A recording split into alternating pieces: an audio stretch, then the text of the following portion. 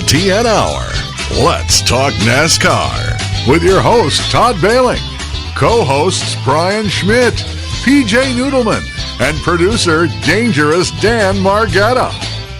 Call the show anytime at 414-421-7901. And now, the creator and host of the fastest hour in radio, Todd Bailing.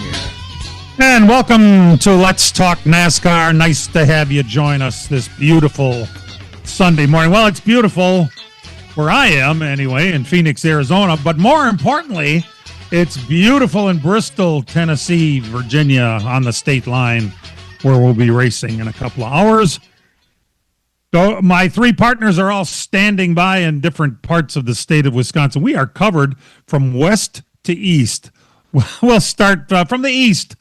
Brian Schmidt is standing by in Utzberg, USA. Hi, Brian. Good morning.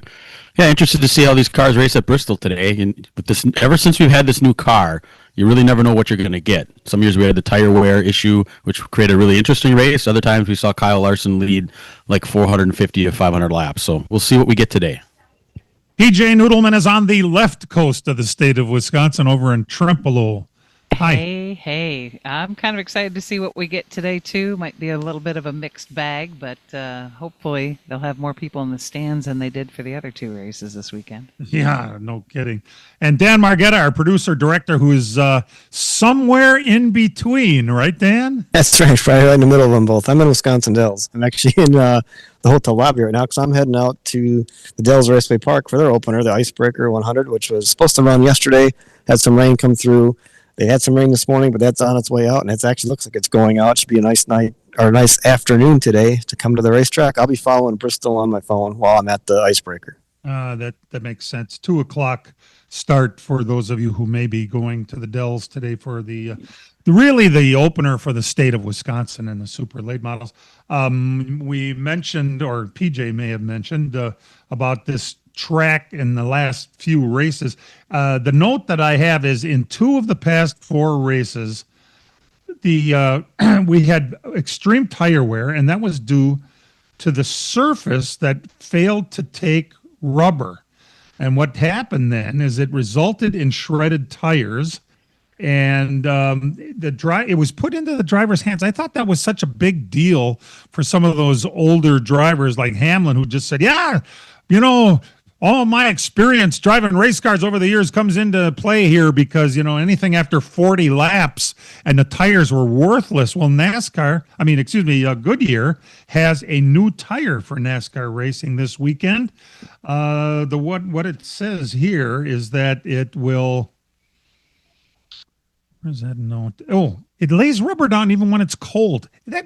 Is that something we've never seen before? It seems like to me, I've never heard of that.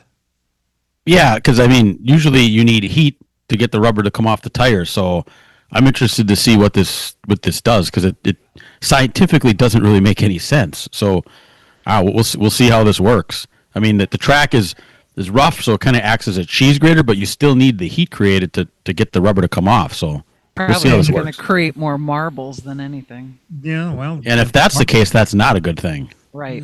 Marble racing is not fun to watch.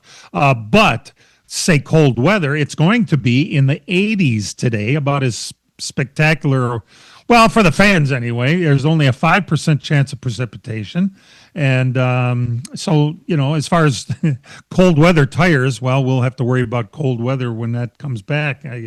Who knows when. It will be televised on FS1 today. If you don't have satellite or cable, you're SOL unless you have an app on your phone, and then you can cast it to your TV. And there's all kinds of ways of watching it, but that's where it is on FS1. So 2:11 this afternoon in Milwaukee time for the green flag to start this 500 lapper.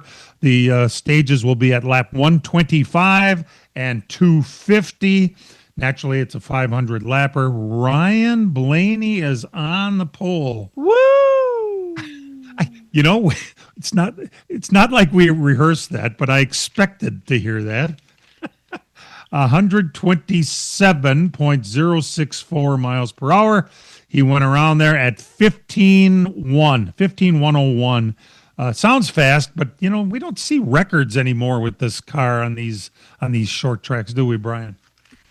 No, not really, because the new car is slower than the old car. So that's why we haven't seen a track record other than a track where they go to for the first time. So you're just not going to see that.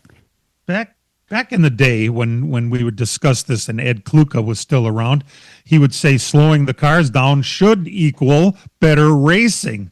Is that really what has come out of this now? Is the racing better because we're slower?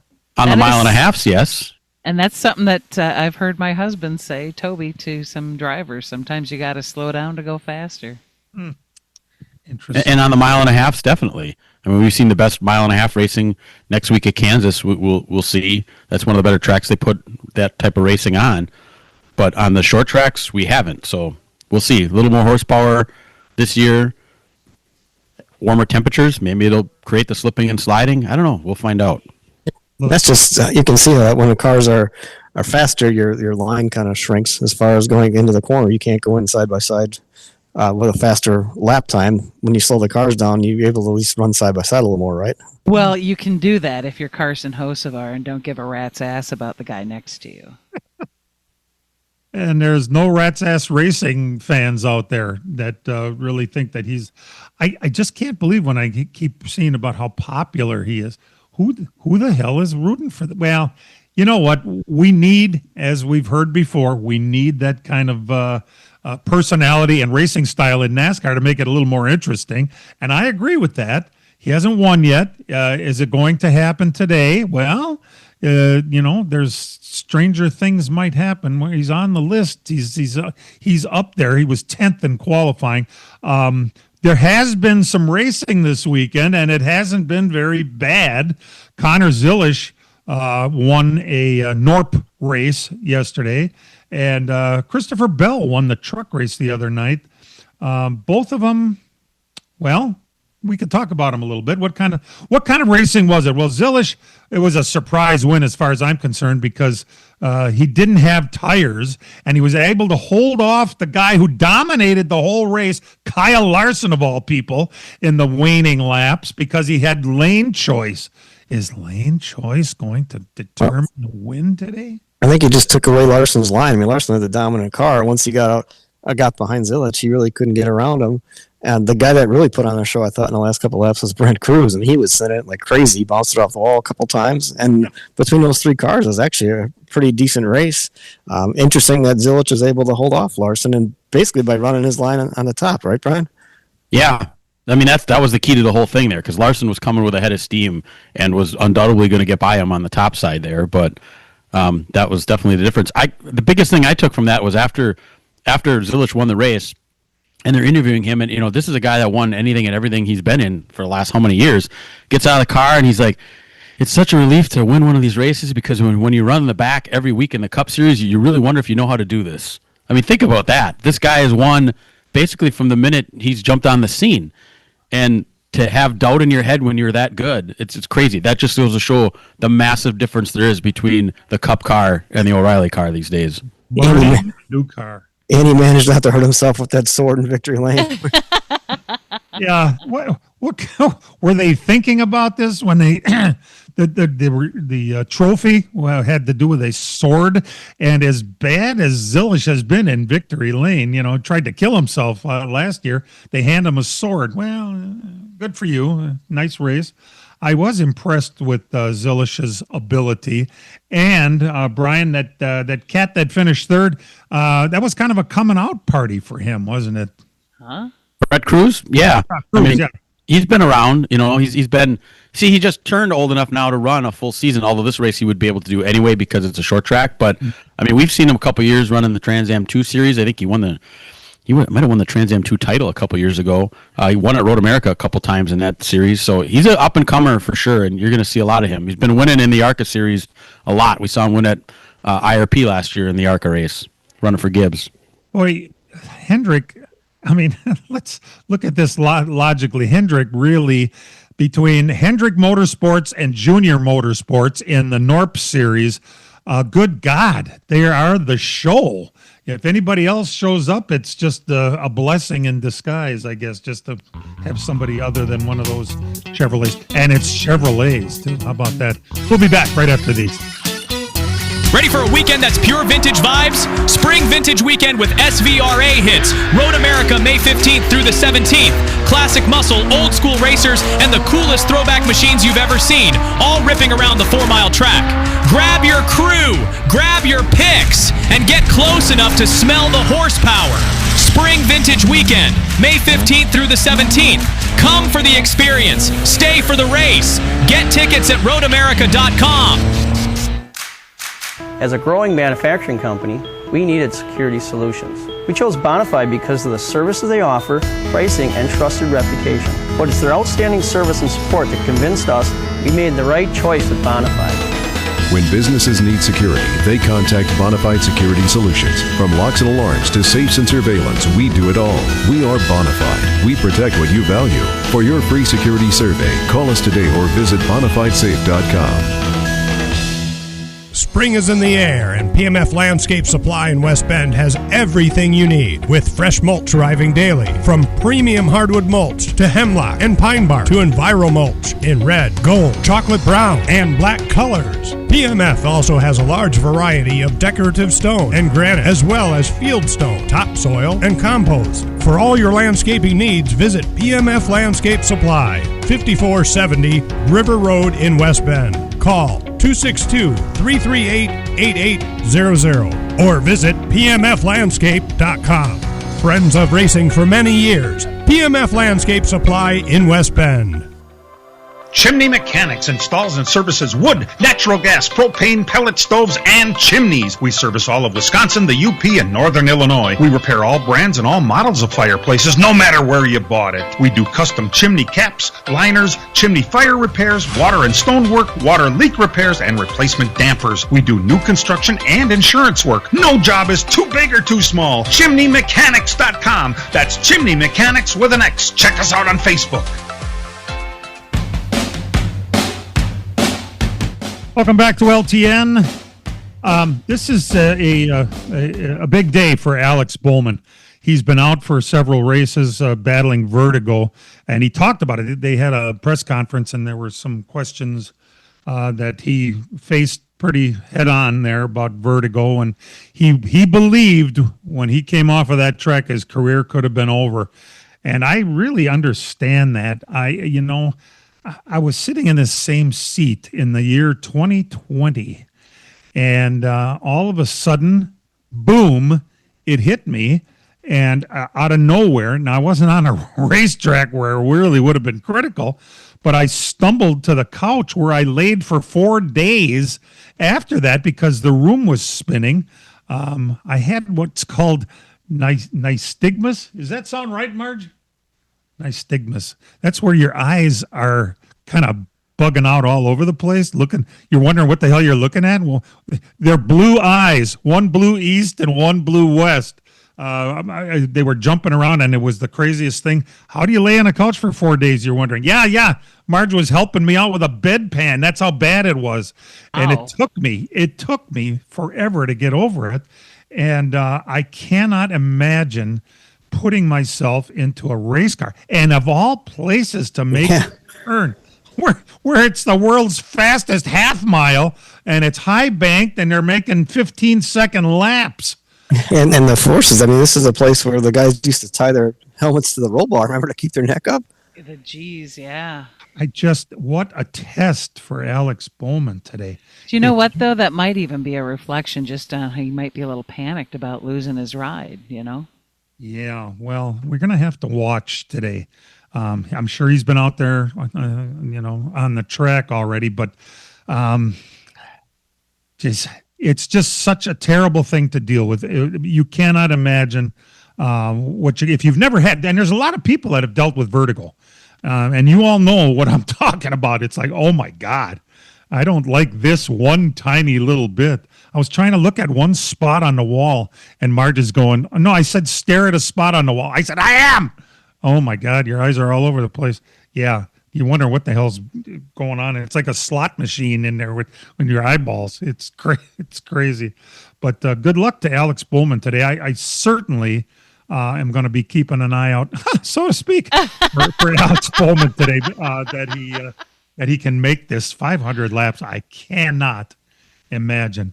By the way, I did make some laps at a road course several years ago in a Cadillac CTSV 690 horsepower thing at that road course in Joliet. What's it called? The Autobahn? The Autobahn, yeah.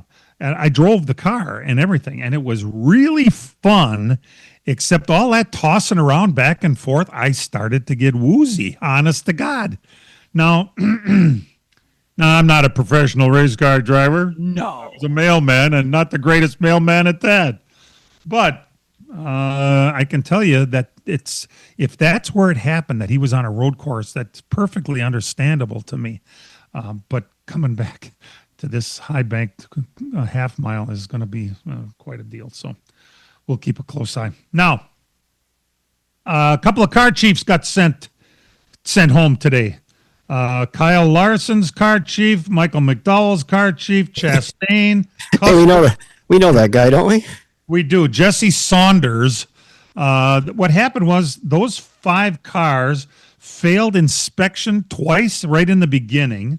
But I don't really get how NASCAR's rules work, but I thought you went to the rear, lost your pit selection, all kinds of crap happened, but nobody's starting from the rear today. Anyone? Can you help me here? What did I miss? No, they changed that a while back, I guess, where you don't lose your spot anymore. You just lose your pit selection and your pick of your person, car chief, engineer, however you want to say it. Yeah, they were all car chiefs except, let's see, Chastain. The 71 car, that's the engineer. Oh, the McDowell, yeah. It was his head engineer. By the way, of those 5 cars, 3 of them are important and 2 are not, because Custer and Fincham, you never hear their names ever. Go ahead, Dan. Now, is that something that the teams get to pick who goes home, or is that something NASCAR picks who goes home? Because I can see NASCAR picking, in some places the engineer is probably maybe more, better for the performance of the car than maybe the car chiefs. So they pick the engineer in the 71 because they think that'll hurt them more, or if the team picks, then you can pick anybody, right? I think it's the team, but it's of a certain category of person. You can't pick Joe Blow, the truck driver, to leave. You got to pick someone who. Wouldn't that be something? No offense anymore, but you can't pick. I think you got to pick out of a certain category of individual, I believe. Yeah. Well, and at McDowell's head engineer, I'm not sure. I know that car chiefs are pretty busy guys on Sunday mornings as they're getting the car ready to roll out and see. Do you think he'd answer his phone? Maybe not. I don't know. Do they even let you in the track on Sunday morning? I'm not sure. No, I don't think so. I mean, sometimes if they think you're going to make communication with the team, they'll have somebody sit you with you. Didn't that happen to Joe Scher Jr. at Milwaukee? He had to sit in the hotel room. Yeah, he had somebody with him. I believe we talked to Jesse once, though, when this happened once before, and he was at a undisclosed location. Remember, outside of the track. Yes. It was last year, or the year before. That was at Phoenix, the first championship that Kyle Larson had with Hendrick. The same day. That was the last race of the year. So they did let him come back down for pictures, though. That was kind of nice of him, So this is the greatest short track I think that NASCAR has ever raced on, with the high banks. It certainly has been good for drivers from Wisconsin. It was always one of Matt Kenseth's best tracks. It was always one of Alan Kowicki's best tracks. A couple of wins each at this track over the years, and it's also been good for Kyle Busch. And if there's anybody that needs to have a good finish, it's Kyle Busch. But unfortunately for Kyle, he did not have a good qualifying run. He starts 29th today. What's wrong with this picture? You look at the list and you got Riley Herbst was 4th fastest. Hello? Am I turning this thing upside down? Maybe. Let's see. Who'd that put on the poll? Chad Fincham. Never mind. Couldn't have been it. We're happy you're tuned in today for our LTN webcast. We'll be back right after these. Ready for a weekend that's pure vintage vibes? Spring Vintage Weekend with SVRA hits. Road America May 15th through the 17th. Classic muscle, old school racers, and the coolest throwback machines you've ever seen, all ripping around the 4-mile track. Grab your crew, grab your picks, and get close enough to smell the horsepower. Spring Vintage Weekend, May 15th through the 17th. Come for the experience. Stay for the race. Get tickets at roadamerica.com. From racing engines to street engines, long blocks to turnkey packages, or complete custom engines, just ask and Wagner Automotive can fill your needs, all backed by many years of racing experience. These years of experience have provided reliability and performance that customers need to win races. Wagner's has been building championship-winning engines for top teams from NASCAR to short tracks in your backyard. This expertise has carried over to street engines they supply to top custom car builders. The Wagner Company, in the heart of Wisconsin, is outfitted with the state-of-the-art machinery necessary to design, manufacture, build, and test custom engines and their accessory parts. Dyno services are independently available for anyone needed to test their engine. Wagner's Company can also provide you or your company with production CNC machining or welding services. All your questions and requests are handled personally by Casey Wagner. Just give us a call at 920-394-3557 or visit our website at wagnerautomotive.com. Miller Sales and Service of Random Lake is where to go for a trailer, no matter what you're hauling. Tom and Jerry Miller have been selling trailers from B&B, Trophy, and Bravo for over 50 years. Quality and integrity is what put them on the map on the corner of 57 and K since 1939. Home of the number 89 dirt and asphalt cars of Brad Miller. That's Miller Sales and Service. It's where to go for a trailer, just 20 minutes north of Milwaukee. Call them 920-994-4358. As a growing manufacturing company, we needed security solutions. We chose Bonafide because of the services they offer, pricing, and trusted reputation. But it's their outstanding service and support that convinced us we made the right choice with Bonafide. When businesses need security, they contact Bonafide Security Solutions. From locks and alarms to safes and surveillance, we do it all. We are Bonafide. We protect what you value. For your free security survey, call us today or visit bonafidesafe.com.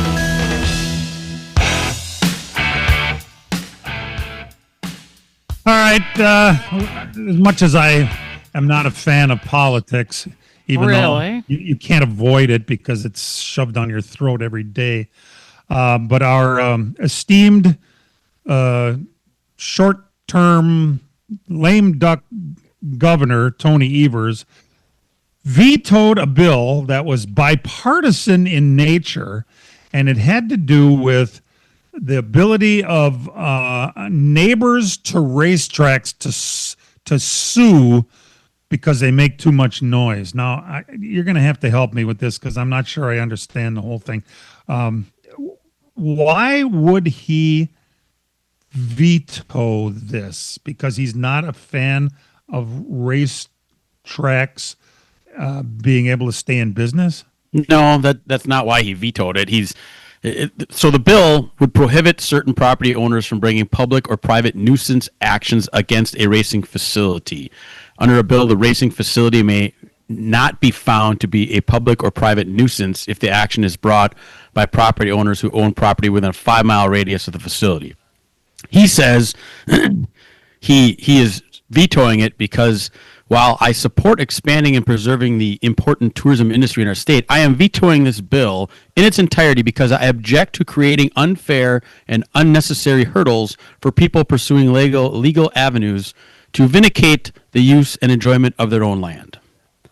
So basically he's saying, and he also says he's vetoing the bill because he objects to removing control from local authorities and preempting their ability to pass ordinances with the interests of their community in mind, which is complete BS. All right, because what they don't say is in that bill is if you bought your property after the racetrack was in existence, say the racetrack's been there 50 years and suddenly kind of moved up on it, and you bought a house close to it within the last 4 or 5 years, and you don't like that they run race cars there every week, even they've been doing it for 50 years, you weren't able to do that. And the realtor showed you the house and sold you on the house when there was no racing going on, so you had no idea. Right. It wasn't like nobody could do it. I mean, it was just basically it was preventing people from moving in the last couple of years and trying to take out a business. I mean, it's the same thing when people move by airports. You know, I build my house in the runway and I'm mad airplanes take off over my house. So come on. Or they built it by a farm and they hate the smell of the cow manure all the time. Yeah, there you go. Exactly. When I bought this condo in 2010, at closing, I had to sign a statement that says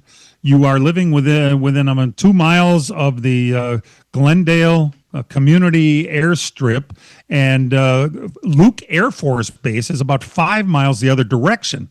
They don't fly in each other's airspace, obviously, but I had to sign off on it. They were here first. Don't come to us bitching and crying if you don't like the noise. Well, just so happens I like airplanes, and it's a free show. You know, I love that. But again, I had to sign off on it. Is that just an Arizona thing? Do they do that in the state of Wisconsin? They should. There's other states that have this exact language out there that protect these facilities, and that's what Wisconsin was going to try to do, to try to follow the suit of many of these other states. And you had bipartisan support of this bill, which is something that's very rare these days. Yeah. So for him to veto this, I don't know who told him to veto this. I don't know how he figured out to veto this, because he doesn't do a lot of thinking on his own. So why this came up, I don't know. And then the kicker of it all is Tony Evers is from Plymouth. I mean, Plymouth, their racetrack is literally smack dab in the middle of town. If there ever was a place where, I mean, literally people stand on their back porches and can watch the racing, and they all know it when they buy it. So everybody thought when this was going through that this was going to be a slam dunk. He was going to finish it off because that's where he's from. So this came as a big time surprise when he vetoed this past week. Yeah. And his reasons are very vague in there. He just doesn't want. He wants to be able to allow local control, but basically what you're doing now is you're allowing courtrooms, and he says he wants courtrooms to decide it. That's hardship for these facilities. Most of these tracks, they can't afford to be going to court to try to fight all this stuff, and that's what the protection was looking for. Especially the private facilities, that don't have the money. Public ones like Plymouth and places like that, they're publicly owned facilities, but private facilities, like say take Slinger for instance, or 141 Speedway, some of these smaller tracks, they can't afford to be going to court to try to fight this stuff. And that's what we were hoping to prevent, and now it's not going to happen. I can tell you from experience that the Dells has dealt with this for a long time. That the neighbors they have a 10 o'clock curfew there at night, and at 10:01, if there's any cars on the track, the local guy, who's I don't even know, village manager or some crap, his phone starts ringing with people bitching. Now, when Wayne Lensing took over the track, I remember he says, "Well, I don't like this early start. We're going to start at 7 o'clock." I said, "Yeah, well, aren't you worried about the curfew?" They can't stop you from running a business. Well, that attitude didn't last very long, and next thing you know, he's sitting in front of their little town board answering questions. How come you're racing at 10:45 at night? Don't you know you have a 10 o'clock curfew? Well, how am I supposed to run a business? Blah blah. Well, they have these things in place for a purpose, and I remember when Hales Corners was going through that way back in the day kind of thing too. They had these hearings, and they had to have like a decibel reading and all that kind of stuff, and they pretty much found out that trucks going by on the road made the same kind of decibel levels as some of the race cars. So if you kind of cut it that way, you'd have to cut all that too. Yep, 141 Speedway has been dealing with this a lot because they had property issues there where they were renting land from a farmer next to the facility for many years to use as an overflow. Finally, the land across the street came for sale. 141 purchased that property. That's where they park now, so they don't need to rent that land from the guy next door. All of a sudden, that guy next door doesn't like the racetrack anymore. So they, in Manitowoc County, has had all kinds of issues. I mean, they ran one track completely out. The Manitowoc Speedway was gone. They sold that property. And 141 was going through big-time problems with this because all of a sudden, now that the farmer's not collecting money from the racetrack anymore, now he wants the racetrack gone. So they have a very tight curfew there. So they're one of the tracks that was really hoping that this would take care of a lot of these issues, and now it's not. So, I mean, there's too many racetracks going away already the way it is, and to not have any help with this is very disappointing. And the way I understand it, this is not completely dead. It's just back in the committee, and right. Come November, we're getting another governor, and maybe they'll put it through. And it was bipartisan. That's the big thing. So even though no matter which way the election goes in November, hopefully this will come back again, and either one of them that's in there could run this through. I think the biggest thing to note is that we all need to exercise our voice on this too, though, to help out the racetracks when the time comes. Yeah, and we'll keep an eye out and let people know it's a good time to call and express your displeasure. He's almost out, but I'm worried about who's going to take his place. We'll be right back. April is here, and that means the Plymouth Dirt Track racing season roars into action with opening night Saturday, April 25th at the Sheboygan County Fair Park. Gates open at 4 and on-track action starts early at 4:30. This year, to officially kick off the season, there's a Plymouth Dirt Track Racing Brat Fry and Car Show Saturday, April 18th from 11 till 2 at the fairgrounds. Raffles, great food and fun, and an on-track practice session, weather permitting. April means racing is back, and we'll see you in Plymouth. Miller Sales and Service of Random Lake is where to go for a trailer, no matter what you're hauling. Tom and Jerry Miller have been selling trailers from B&B, Trophy, and Bravo for over 50 years. Quality and integrity is what put them on the map on the corner of 57 and K since 1939. Home of the number 89 dirt and asphalt cars of Brad Miller. That's Miller Sales and Service. It's where to go for a trailer, just 20 minutes north of Milwaukee. Call them 920-994-4358. Spring is in the air, and PMF Landscape Supply in West Bend has everything you need, with fresh mulch arriving daily. From premium hardwood mulch to hemlock and pine bark to Enviro mulch in red, gold, chocolate brown, and black colors. PMF also has a large variety of decorative stone and granite, as well as field stone, topsoil, and compost. For all your landscaping needs, visit PMF Landscape Supply, 5470 River Road in West Bend. Call 262-338-8800 or visit pmflandscape.com. Friends of racing for many years. PMF Landscape Supply in West Bend.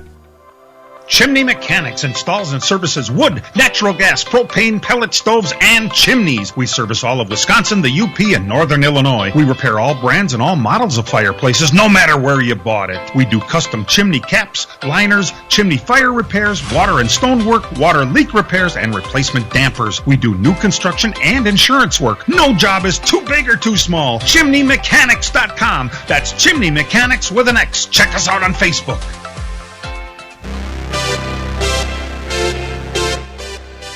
Last week's program, we mentioned there's going to be an open tire test at the Chicago racetrack in Joliet, where they are going to come back and race over the 4th of July weekend. We didn't know who was going to test, but we do now, Brian? Yes, so 6 drivers are going to participate in the test, representing both the Cup Series and the O'Reilly Auto Parts Series. So in the Cup Series, you have Ryan Blaney, Denny Hamlin, and Kyle Larson from each of the 3 brands. And in the O'Reilly Auto Parts Series, you have Justin Allgaier, Brandon Jones, and Nick Sanchez that are going to do it in Chicago. The Chicagoland Speedway is kind of making a big deal out of this. They even have it up on their website. It's Tuesday, April 21st from 11 to 3. The event is going to be open to the public. You're going to be able to sit in sections 107 and 108. They're going to have a food and beverage available. They're going to have a cash bar and snacks. The gates are going to open about 30 minutes before the event starts, and you can enter through gate 1. So people are encouraged to come and check it out if the weather's right. I guess as far as the 3 drivers are concerned, those are probably the 3 biggest names in the series. Arguably, I guess you could put Tyler Reddick in there as well, but those are 3 big names right there. I'm trying to remember when they took the date away from that Chicago Oval. Dan, didn't they sell the bleachers to somebody, or I can't remember how that went. Did they have to get all new bleachers in there to get it going again, or was that just my imagination? No, the grandstand's up, right? They have the grandstand. Yeah, they had 2 little wings on each end of it that about a year or 2 before they sold it. They cut those off and sold some of them. But there was a lot of talk back in 2019 that the whole property was going to be sold for warehouse development and all that, and none of that has occurred. So it's good to go. I mean, I went by it. It was the last year, the year before, when I was down there for a dirt track race, and everything looked fine. They were just baling the hay out of the parking lot. So I'd imagine they'll mow that now, and it'll look good. Let's hope. Cletus McFarland, our social media giant who decided to take on racing as a hobby and to write about it and to post about it. And it's really been a beneficial thing to have this guy dabbling in racing. He owns a racetrack in Florida. but he's now trying to become a race car driver. And he had himself a ride for Talladega. And I don't know about everybody else, but I said, Talladega? You got to be shitting me. That's not a place for a guy that doesn't know what he's doing. But apparently NASCAR said the same thing I did, and he's not been approved. This is as far as I can tell, this is just a slam dunk logical thing to do, right? Exactly. Yeah. I mean, we talked about it last week. He just needs some more. He needs some more time, and he's approved to run short tracks, which means anything 1 mile or less. And he's good for all ARCA races, and he's good for all truck races. So he just needs to work it out. And he said it himself last week how much more difficult the O'Reilly car was to drive than the ARCA car. He didn't do any live pit stops. He's not going to get to do that if he does ARCA. But if he gets some truck races, he'll get to do that. But yeah, he just needs more time. I mean, there's no question he's good for the sport. Just you don't want to go out there and wreck the field, hurt people, and create chaos, and then drive yourself right out of it. So this is a better way to do it. I think the big thing there at Talladega, it's easy to, honestly, nothing's easy to drive, but at Talladega, you pretty much hold the throttle down and steer the car. There's not much skill that way as compared to the other racetracks. The problem with Talladega was if you get in trouble, it's so easy to sweep up everybody else, and they have big wrecks. So I think that's kind of why you don't want somebody with not a lot of experience in Talladega, because if they do have a problem and cause a thing, it's very rarely a single car crash, and you wipe out a lot of other people. Right. And we saw at Daytona in the Truck Series, he didn't complete many laps at all there, and he had so many difficulties. So I think that was a big part of the equation, was his inability to complete the Daytona truck race to show that he's ready to move up. So I think he's got to complete a truck race on a super speedway before he's able to move on to the next step. They used to say Dale Earnhardt could see air. There is a thing about being able to drive that fast with that many vehicles around you and know what to expect when you feel the car do things, and it could lift you and it could push you and it could do all these different things that none of which old Cletus has any experience in. So what are they going to do? They want him to run an ARCA race at Kansas next week? Is that going to mean anything for Talladega? Well, he's not going to be approved for this go-around. No, not at all. They just want him to get as many laps in as possible. So start by running this ARCA race. Yeah. I would assume he's going to have to finish a truck race on a super speedway before he gets to that point. So I don't believe we're going to see him in an O'Reilly car on a bigger track this season, because I don't believe he's going to be able to complete all the requirements before then. That's good. And that's okay. Laps. Yeah, no kidding. PJ, I have a question regarding Corey Haim. We are all just amazed at how good this guy is. But going into Friday's race at Bristol in the Truck Series, he was leading the points, and he's a part-time racer, which means he's ineligible for the championship, the way I see it. And it's, what do we have to do? How many races does this guy need before he becomes eligible? Well, does anybody know? I think we need Heather Gibbs to be taken down in order for him to get a ride. I shouldn't say that, because now if something happens, people are going to say I called for it. But what was it? Go ahead and remind everyone what the issue was with her. It was her boy, Ty Gibbs, and Corey Haim kind of getting into a bit of a kerfuffle, both on and off the track in the ARCA division. And she doesn't, she's protector to her kid, blah, blah, blah. But sometimes it's okay for that kind of stuff to happen, because it builds character. And now she has a kind of a decision-making ability within Joe Gibbs Racing. And she's got a burr under her saddle, so she's going to be a cock block for Corey Haim everywhere he wants to go within the Toyota realm, anyway, it seems. Yeah, as far as this year's Truck Series, he's a part-time. He's not eligible for the championship because he didn't declare himself for it, so they're not going to give him a waiver for that.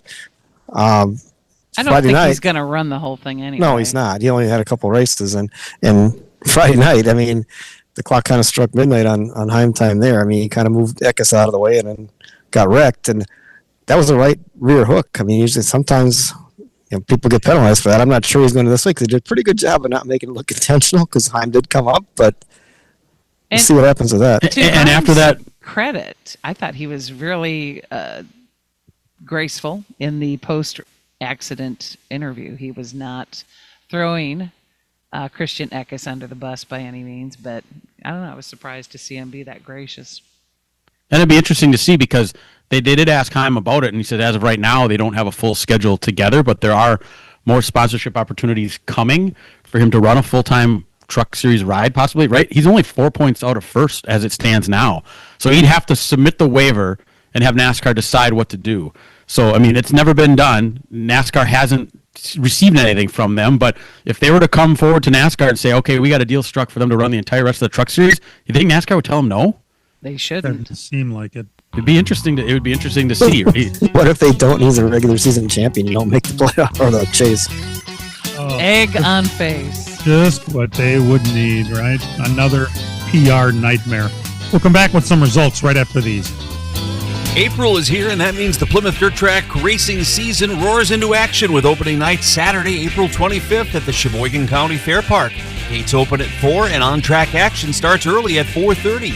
This year, to officially kick off the season, there's a Plymouth Dirt Track Racing Brat Fry and Car Show Saturday, April 18th from 11 till 2 at the fairgrounds. Raffles, great food and fun, and an on-track practice session, weather permitting. April means racing is back, and we'll see you in Plymouth. As a growing manufacturing company, we needed security solutions. We chose Bonafide because of the services they offer, pricing, and trusted reputation. But it's their outstanding service and support that convinced us we made the right choice with Bonafide. When businesses need security, they contact Bonafide Security Solutions. From locks and alarms to safes and surveillance, we do it all. We are Bonafide. We protect what you value. For your free security survey, call us today or visit bonafidesafe.com. Spring is in the air, and PMF Landscape Supply in West Bend has everything you need, with fresh mulch arriving daily. From premium hardwood mulch to hemlock and pine bark to Enviro mulch in red, gold, chocolate brown, and black colors. PMF also has a large variety of decorative stone and granite, as well as field stone, topsoil, and compost. For all your landscaping needs, visit PMF Landscape Supply, 5470 River Road in West Bend. Call 262-338-8800 or visit pmflandscape.com. Friends of racing for many years. PMF Landscape Supply in West Bend. And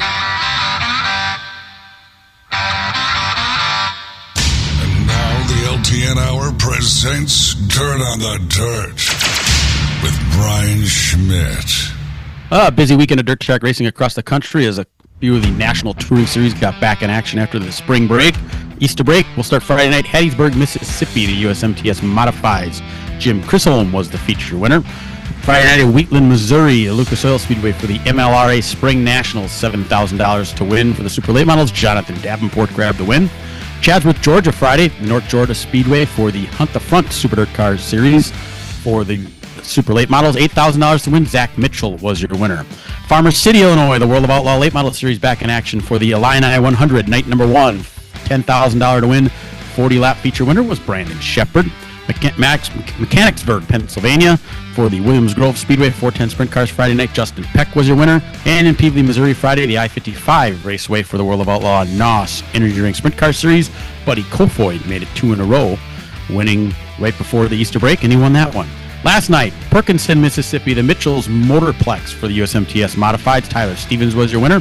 Chadsworth, Georgia, night number 2 at the North Georgia Speedway for the Hunt to Front Series. $12,000 to win. Hudson O'Neill grabbed the win. I believe that's his 7th feature win of the year already this year. Don't look now. Hudson O'Neill looks to be one of the top guys in dirt late model racing. Wheatland, Missouri, night number 2 at Lucas Oil Speedway for the MLRA. $20,000 to win for the super late models. Jonathan Davenport says, hold my beer, I'm just as good. He picked up his 5th win of the season. Farmer City, Illinois, World of Outlaw Late Models. The Illini 100, $20,000 to win, 60-lap feature. Another guy that says, hold my beer, Bobby Pierce, the newlywed, just got married last week. Picked up another Illini win, another $20,000 to win feature win. I believe that's feature win number 5 for him. So let's say the top 3 guys in dirt late model racing right there. Boom, boom, boom, all 3 won in a row. Lawrenceburg, Indiana last night for the USAC Amsoil National Sprint Cars. Briggs Danner picked up the win. Attica, Ohio, the All-Star Circuit of Champions Sprint Car Series. Cap Henry grabbed the win. Port Royal, Pennsylvania, the PA Posse Sprint Car Series feature winner was Ryan Smith. The super late models are on the undercard there, and Max Blair, a regular with the Lucas Oil Series, picked up the win. And finally, Peavey, Missouri, night number 2 at the I-55 Raceway for the World of Outlaw NOS Energy Drink Sprint Car Series. Buddy Kofoid made it 3 in a row. Thrilling feature there. If you got to see that one, him and David Gravel back and forth. I'd say right now, looking at the early results, David Gravel and Buddy Kofoid are going to be the top 2 guys in the World of Outlaws this series to see them do battle. And ironically enough, 2 nights at I-55 Raceway, Rico Abreu was there, one of the top guys in sprint car racing. He didn't make the feature either night. Wow. So that's a tough field this past weekend down at I-55. That is everything for this week. All right. On Friday at the 10/10ths Auto Club, which is near Charlotte Motor Speedway, Kurt Busch won the IROC Invitational race. It was a great battle with Jeff Gordon, and they swapped the lead multiple times. Gordon ended up finishing second, and Scott Pruitt was third. That race was actually streamed on YouTube. Yesterday, the ARCA Menards West Series at Tucson Speedway. The winner was Cole Denton. Haley Deegan was 7th. Jade Avedizian finished last and 17th after some mechanical issues. David Smith, affiliated with Jarrett Krause Racing through Shockwave, led 20 laps.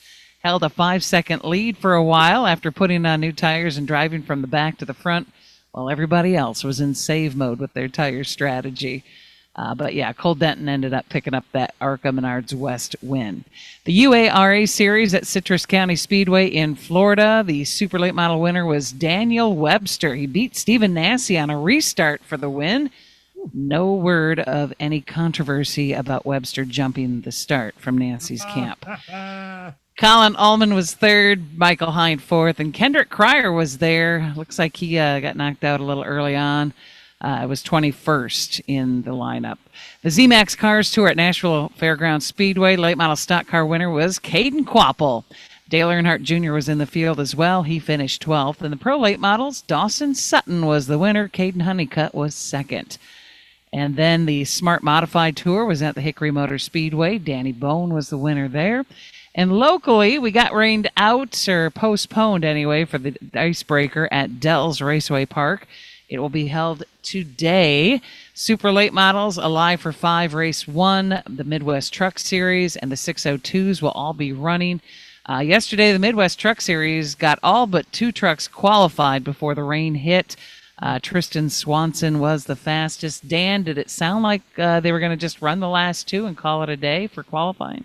I'm not sure exactly what they do, but it sounds like they may just have any newcomers and those guys requalify that. I don't think they're going to requalify them all. That could have changed, though. Okay. But looked like the 27 super lates, 34 trucks, and 21 outlaw cars here. So pretty good field of cars. And then the rain has stopped. It's still a little wet out, but the rain has pushed through. It's going to be a nice afternoon, about temperatures in the 70s. So should be a good night, a good day. Perfect. Very nice. Yeah, it's a no-win situation for promoters and series officials when they try to get things put together when things get muddled up by the rain. So be nice and kind and don't bitch. One more quick result I forgot to add before, and it kind of ties both of us together, the pavement and the asphalt. There's a new series. It's called the Race for the Million Wing Sprint Cars Series. It's 410 wing sprint cars that run on pavement. It's a 4-race series, $30,000 to win each race, $1 million total purse. They opened their season at Five Flag Speedways in Pensacola, Florida. They had 45 of them there Friday night. Aaron Williamson won the race, winning $30,000. Other names, Bobby Santos, Cody Swanson, Davey Hamilton Jr., guys like that are going to run. They're going to run another race at Berlin, another race at Owasso, and finish the season out at Colorado National Speedway. So winged sprint cars on pavement. Someone said the lap times they were running at Pensacola were like 2.5 to 3 seconds faster than the super lates run there. Can you imagine that? That's crazy. And that whole thing will be run on flow. So if you get a chance to check that out. I didn't see it yet from Friday night, but they say it's pretty cool to see. It's unbelievable. Wing sprints on a half mile. You don't really have too many short tracks you can run them on, right? Didn't they come to Slinger once, Dan? Like that must-see thing? Yeah, it was like the extreme must-see sprint cars. They wanted to set the record. It was like a 9-second lap. Yeah, so this is something new this year, and if this takes off, it'd be cool to see them come back to Slinger and run this type of series there. I mean, 45 of them, that's a really good turnout for wing sprint cars on pavement. Outstanding. We're happy you're tuned in. LTN will take a break and be back right after these messages. Hang in there. Miller Sales and Service of Random Lake is where to go for a trailer, no matter what you're hauling. Tom and Jerry Miller have been selling trailers from B&B, Trophy, and Bravo for over 50 years. Quality and integrity is what put them on the map on the corner of 57 and K since 1939. Home of the number 89 dirt and asphalt cars of Brad Miller. That's Miller Sales and Service. It's where to go for a trailer, just 20 minutes north of Milwaukee. Call them 920-994-4358. From racing engines to street engines, long blocks to turnkey packages, or complete custom engines, just ask and Wagner Automotive can fill your needs. All backed by many years of racing experience. These years of experience have provided reliability and performance that customers need to win races. Wagner's has been building championship-winning engines for top teams from NASCAR to short tracks in your backyard. This expertise has carried over to street engines they supply to top custom car builders. The Wagner Company, in the heart of Wisconsin, is outfitted with the state-of-the-art machinery necessary to design, manufacture, build, and test custom engines and their accessory parts. Dyno services are independently available for anyone needed to test their engine. Wagner's Company can also provide you or your company with production CNC machining or welding services. All your questions and requests are handled personally by Casey Wagner. Just give us a call at 920-394-3557 or visit our website at WagnerAutomotive.com.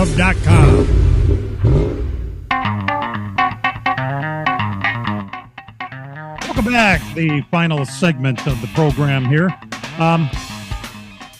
Haggerty, you might know them as the outfit that ships cars, classic cars around the country. That's what they specialize in. They also have a what shall we call it? Auction. That don't they do insurance too on classic cars? Yes. Yeah, insurance. Yeah, that's a really a big deal too. But according to Haggerty and their social media, they said that General Motors is preparing a NASCAR style replacement for the Camaro. Now, they didn't say that Camaro is not on the list. Perhaps they're doing a restyled Camaro, but they also mentioned a CT5 Cadillac. Would that be? That must be a 4-door. Do they do a 2-door in that? It doesn't matter anymore. Anyway, there's no 2-door Camrys, and they're running that for a cup car. Also, Haggerty says that Buick is going to come up with a new sedan, like a Regal type thing. You know, that's amazing to me because it seems like the automakers have got away from cars. You can't buy a car anymore unless it's, Korean or Japanese. The only car that Ford makes is a Mustang, or do they make a Fiesta or some crap like that? Either way, it's kind of nice that they're nice little cars and all that crap, but, I like big American 4-door grandpa cars because, of course, I'm a big, fat American grandpa. That's why I drive one. So either way, cool. Can you imagine if General Motors decided to go like many of the other racing series with a Cadillac instead of a Camaro?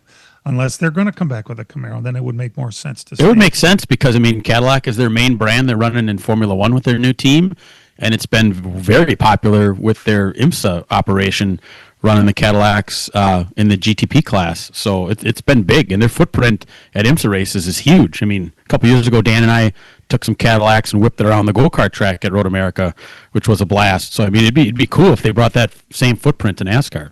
It's never been really a hot rod. You don't think of Cadillac as a hot rod, but then they come out with that CTSV, which is a screaming son of a bitch. Man, that thing goes like hell. And there's no BSing with that. It's a major. You don't step on the gas in a CTSV and expect to get good gas mileage. Let's put it that way. So either way, I hope they come up with some kind of replacement so that you can actually buy the car. Is that important? So, win on Sunday, sell on Monday. Maybe that's something. Dan, Gabe Hart, they're positioning, they're discovering the lawyers are all getting rich. What's the latest? Yeah, there's still that injunction preventing him from doing work similar to what he did at Gibbs Racing over at Spire. Still been extended for a little while longer now. Looks like they're disputing some kind of like text messages that might have been deleted or trying to recover. And the discovery process, it sounds like Gibbs really wants to be able to get discovery from other teams other than just Spire. They really think that they stole some stuff and pushed it on to other teams. And it's kind of interesting that they want to bring them in there as well. That goes on, keeps going on. I mean, Gapehart says he's working with them to get whatever they're all looking for. It seems like it's kind of just a distraction now. I mean, it kind of looks like they really didn't like the fact that he was leaving, and now they're going to fight it in court. The other lawsuit, if you remember, that Legacy Motor Club and TJ Poocher, they had a lawsuit over the charter that they're going to get next year. Oh, yeah, I saw that. Yeah, TJ says that they owe him a 7.5% commission on the Dollar General sponsorship because apparently he kind of put that together for him. Because Spire was always like the Spire owns cars, but they also do like put deals together for teams and that, which makes it a little weird that they have cars and they actually help other teams with sponsorship as well. It wasn't too big a deal when the cars weren't doing much, but now the cars are starting to actually run pretty good, and that's kind of interesting in that aspect of it to see how that turns out later. That lawsuit apparently was kind of almost done because Legacy did get the charter eventually. They'll have it next year. It's going to be one of Rick Ware's charters. Yeah, and what I'm really thinking it's going to be interesting to see is the 60 car is going to lose its charter, right? Yeah, they're going to have to find one because they leased one from Rick Ware, and they had to lease the other one. You can't lease the same charter 2 years in a row. So next year we'll see what happens there. They're either going to have to find one somewhere. There's some talk that maybe other teams may not be around. Like people are looking at that 47 car, for instance, and then see what's going to go on there. There's a lot of stuff I think out there behind the scenes going on that we don't really know about yet, and interesting how it all shakes out because I think RFK has 3 good cars there that could run and be a shame to not have one chartered. Plus, you think does Jordan need another charter too for their 4th car if they bring it in? Yeah, that's another one. They're going to be fighting over it with their wallets. Well, there's a guy that's got the money for it for sure. All right, it's time for that from the program where we show you just how brilliant we are at picking winners. We're not actually as good as I made it sound we are, but I'm looking this list over, and it seems to me that the easy pick today would be Kyle Larson, and I'm not going to pick him because it's too easy. I'll take one of those Toyotas that I love and cherish so dearly, Christopher Bell, to win today. Anyone? Jump right in. Well, you know who I'm going to take, so let's just get that out of the way. Ryan Blaney. Blaney for the win today. Right, wrong Ryan. Ryan Blaney. Okay. Go ahead, Dan. You can go first. All right, I'm gonna act like Toby today. I'm gonna take Chris Buescher in the 17. Wow. He will be riding with you because that is who Toby said. Make sure you set me up for Buescher today. All right. Brian, you got a big list there, and I would imagine. Yeah. I'm going to try this again and see because I would love to be the guy that picks him when he actually wins his first race. So I'm going to go with Ty Gibbs again and see if he can get it done this time. I thought you were going to say Hocevar. I was going to throat punch you. No, but if Hocevar does win a race, I am buying that T-shirt and I'm going to wear it around you someday. So just because. And the thing is that they said if I do get that T-shirt, I have bets and dares that I should buy that T-shirt and wear it around Rich Pickle if I ever see him. I don't know if I'm that brave, though. Make sure that you are a fist punch distance away at least. Wearing it around you, PJ, I think I can comfortably say I think I'll be all right. You might just shove me, but Pickle, I don't know. When you do that, Brian, make sure I got my camera because we can make some money on it. Yes. Last race at Martinsville, Brian, you did take Gibbs. And I took the 77 to win, but I learned my lesson, and I've come a long way. I just think Gibbs they're running so much better, and they're so close. He's got to break through soon, I would think. Yeah, well, both of those guys, and neither one. Hocevar still steps on it every now and then, but Gibbs has been very solid the last month, I would say. I think he's motivated, though, because he's mad about the whole Chris Gabehart thing. Yeah, that's a good point. Very good point. All right, well. Thanks so much to everybody for tuning into this program. We do appreciate it. And what we want everybody to remember is real race cars have doors, even if they do climb in through the windows. Let's Talk NASCAR is produced and directed by Dangerous Dan Margetta. Our engineer is Matt Losey. And for all of us, thanks for being here. This program has come to you live from multiple locations. Any and all comments expressed on this show do not necessarily express the opinions of this station, its employees, or advertisers. Your comments are always welcome at mail@ltnradionetwork.com. Find us at facebook.com/LTN Radio Network. And thank you for your support since 1985. Tune in again next Sunday morning at 10 a.m. Central Time for the LTN Hour on the LTN Radio Network.